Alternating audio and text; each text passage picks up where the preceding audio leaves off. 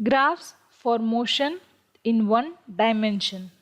Any graph is a plot of dependent variable against independent variable.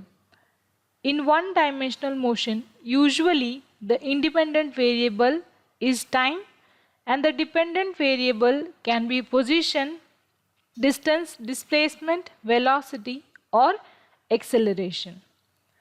For any given graph, you can find the slope of the graph. So to find the slope, take the difference along y-axis and x-axis and the slope will be delta y upon delta x. So from that we can tell the slope of x-axis will be 0 because there will be no delta y value, and the slope of the y-axis will be infinity because it will be divided by delta x, that is 0. Anything divided by 0 is considered as infinity. Now to find the area under the graph, we use integration. So area under the graph will be integration from x1 to x2 of y dx, where y will be any function that is dependent on our independent variable along the x-axis. Now the graphs for motion in one dimension. The first one is position versus time graph. Let us say the position varies directly with time, so we have a straight line. Here the slope will be delta x upon delta t, but by definition delta x by delta t is nothing but velocity. So the position time graph, the slope of that graph will give us the velocity of the particle at the given instant. The main idea in solving questions that are based on the graph is how you read the graph. If you consider the distance time graph, then for the given graph, you have to read what the given slope or the straight line or the horizontal line means. Now distance time graph, definitely the slope is going to give you speed. So here the first curve, the slope is increasing, so here we can consider it as accelerating motion. From this point to this point we have the slope remaining constant, so we assume it has constant slope, means constant speed. Here the slope is curving down towards the x-axis, so the slope value is going down, that means the particle is slowing down. And as the distance time graph becomes a horizontal line parallel to the x-axis, we can consider the particle as stationary. That means the distance is not changing with the time. It implies that the particle is stationary. Also keep in mind that distance time graph does not have a negative slope because the distance always increases, it never decreases as long as the particle is in motion. Next is displacement time graph. Here for the similar nature of graph, as the slope increases we have accelerating motion. As the slope becomes constant we have constant velocity. As the slope curves toward the x-axis we can say that the particle is slowing down, and as the slope becomes equals to 0, that is parallel to the x-axis, we can say that the particle is stationary. In displacement time graphs we can have a straight line with a negative slope, which will imply that we have constant velocity in the opposite direction that we were not having in the distance time graph. The next type of graphs are the velocity versus time plots. If we have a uniform motion, then the graph will be a straight line. Slope of such a graph will be delta v upon delta t, but by definition acceleration is delta v upon delta t, that is change in speed in given time interval. Hence The slope of velocity time graph gives acceleration.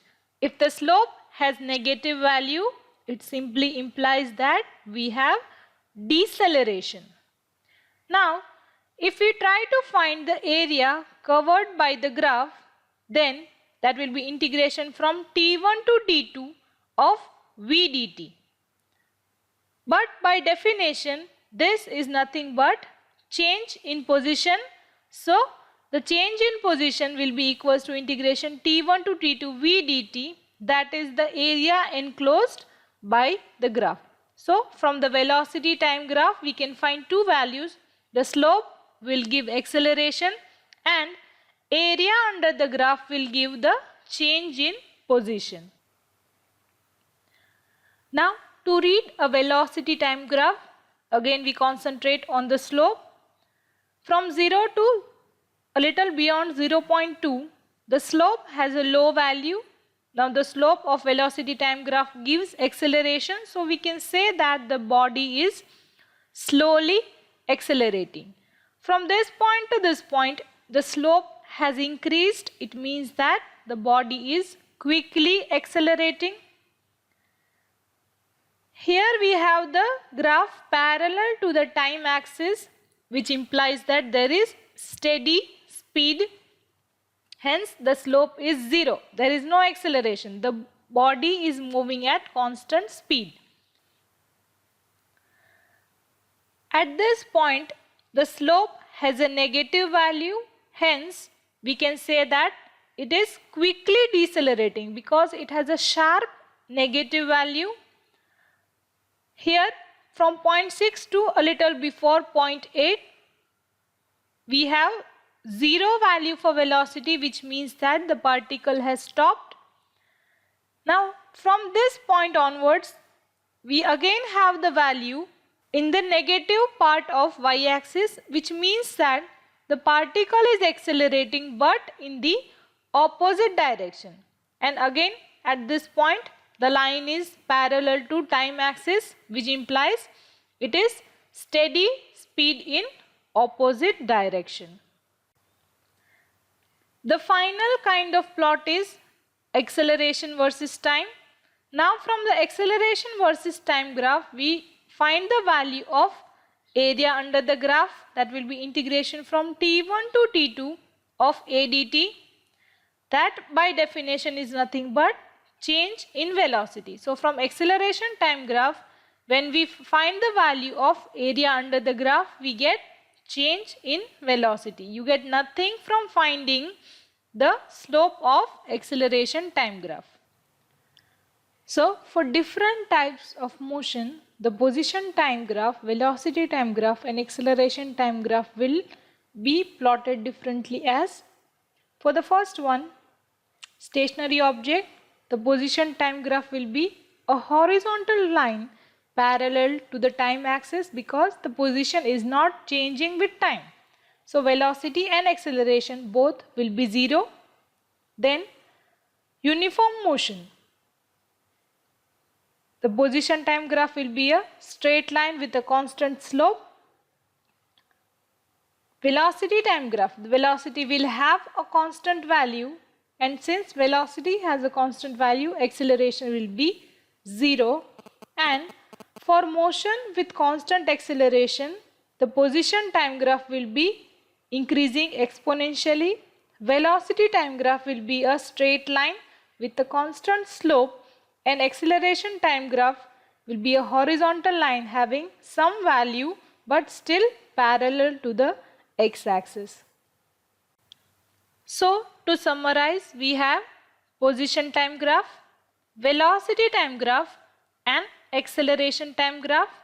For each of them we have the values of slope and area under the graph. Now this is a trick method to remember. The slope will give you the value of the next one. So the position time graph, the slope value will give you velocity or speed depending whether it is distance or displacement. For the velocity time graph, the slope will give you the next one, that is acceleration. And acceleration time graph, there is nothing beyond that, so you will get nothing. Then For area under the curve, you get what is before this one. So before velocity we have position. Before position we have nothing. So area under the curve for position time graph gives you nothing.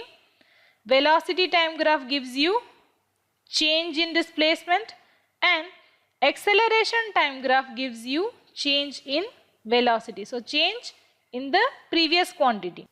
Use the trick method to memorize the concept and then practice enough questions so that this trick method is embedded in your brain.